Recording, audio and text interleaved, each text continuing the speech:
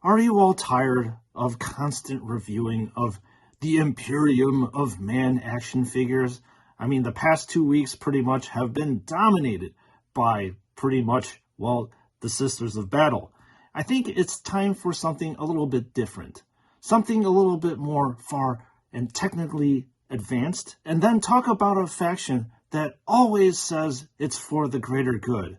So what we're going to look at today, well, it's been a little while, and I've pushed this back for long enough. It's now time to look at the XV8 Crisis Battlesuit. So I suppose there really isn't anything to do except take a dive right into the review. Unsheathing the plastic on the Crisis suit. That was a pretty rough cut. Unleashing the Xenos mech. Wow.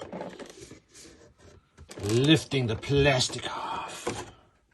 Alright, ahead of us we have the very, very chunky Tau Crisis Battlesuit. And this guy is pretty big, almost as big as a Space Marine Dreadnought. And let's dive right on in. Okay, straight off the bat, this is once again in JoyToy's wheelhouse. This is what they thrive on, and this is JoyToy's bread and butter. They are very, very good with mecha, and this is probably going to be no exception to that rule.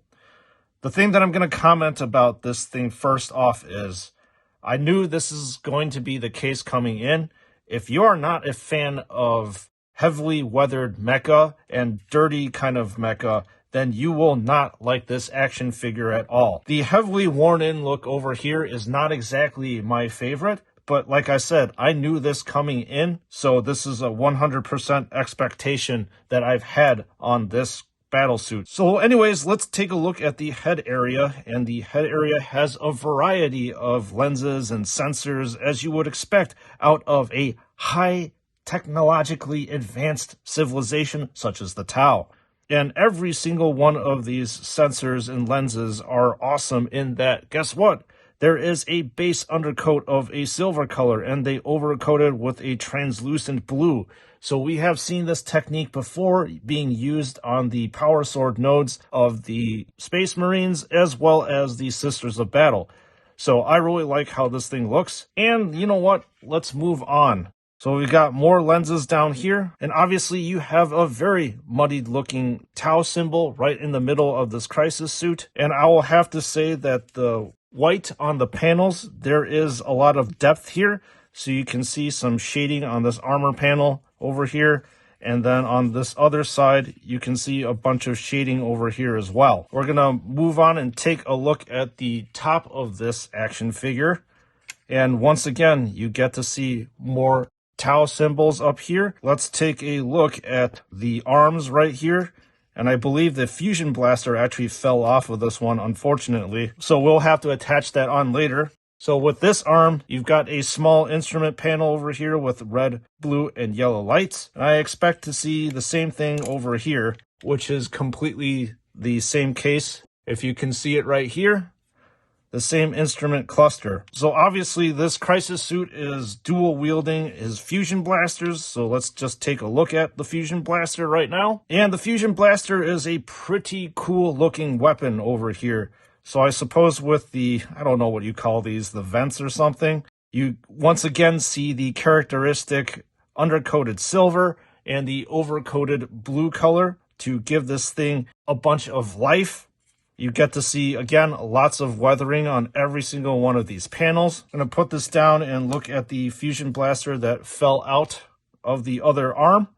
And once again, it is 100% similar to the other side. So let's put this down over here, and then we're going to migrate on to the legs of this action figure. And once again, this action figure has a ton of weathering that's all over the place. You get a Tau symbol over here, and then we're going to flip it around and take a look at the back of it. You have a nice instrument panel with blue lights down over here.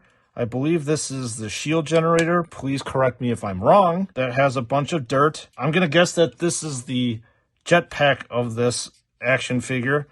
So you get to see a bunch of vents on the side. And then that's actually pretty much it. So we're going to move this guy around and see how much articulation is involved with this one. So I'm going to assume that the head has 360-degree rotation. Yes, it does. Let's see how much rotation the arms have. So there is a ratcheting mechanism for this arm.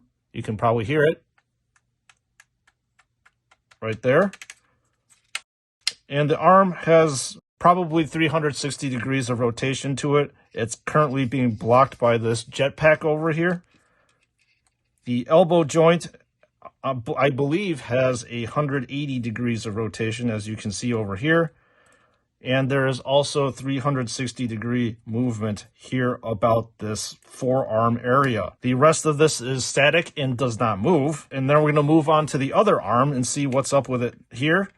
So it looks like this pauldron area, holy cow, look at this pauldron area. It is pretty battle hardened right here. This pauldron or shoulder blade, you can rotate back and forth like you see me doing here. And then this arm, again, has 360 degrees of rotation with the ratcheting mechanism. However, there's a lot of movement that's being blocked by this jetpack, as you can kind of see right here. And we are going to see if this thing can actually pivot about the torso area 360. And I believe it can. Hang on a second. Maybe it can't.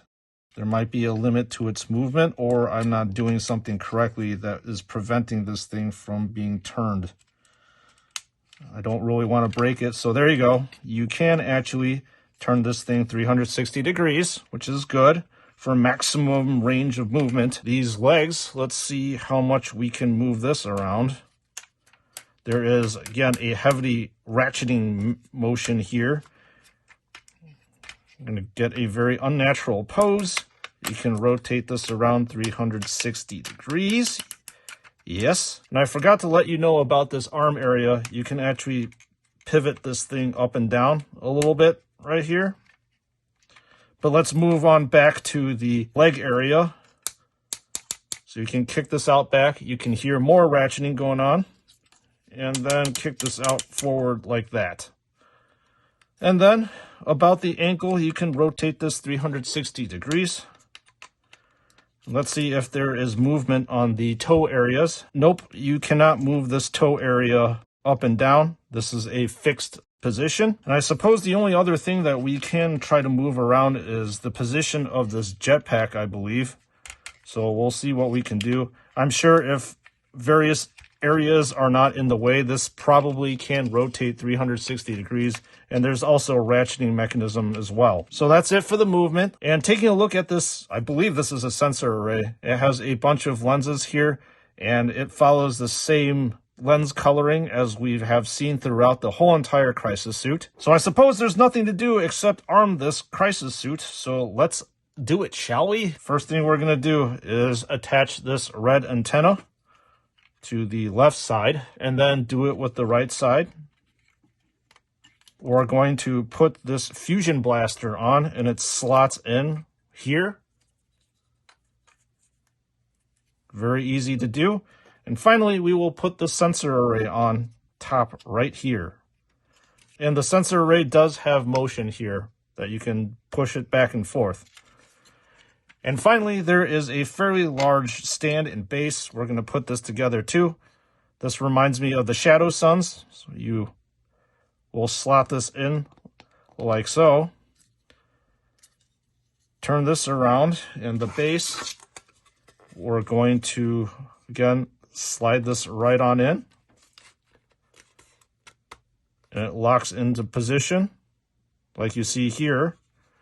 And then this peg is going to go to the back of the Crisis suit, and it fits in right here so that you can actually stand him up like so. And then you can manipulate this around however much that you want. You can have this here as extra support, just like I have it on the Shadow Sun. And now we will conclude this review. All right, folks, once again, I have to sit off to the side because this battle suit is pretty big and I want to showcase it. So what do I think about this Tau Crisis suit? Well, I'll be honest with you, it's pretty cool looking. I do like it. It is big and chunky. So what's there to like about this action figure? Well, there's a ton of detail that goes into it.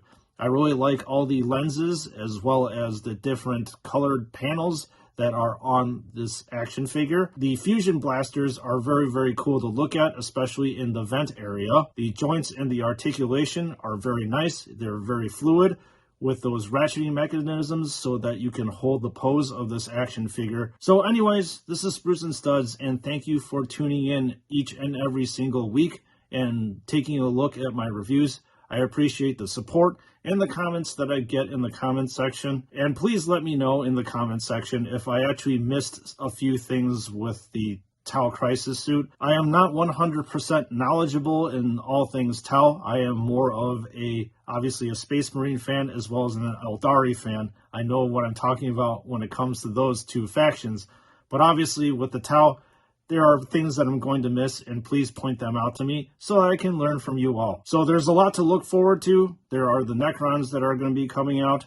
There's going to be a bunch of variant factions of the Space Marines, just like the Iron Hands as well as the Salamanders that are going to be coming too. So look forward to those reviews later on. And as usual, I will see you all in the next one.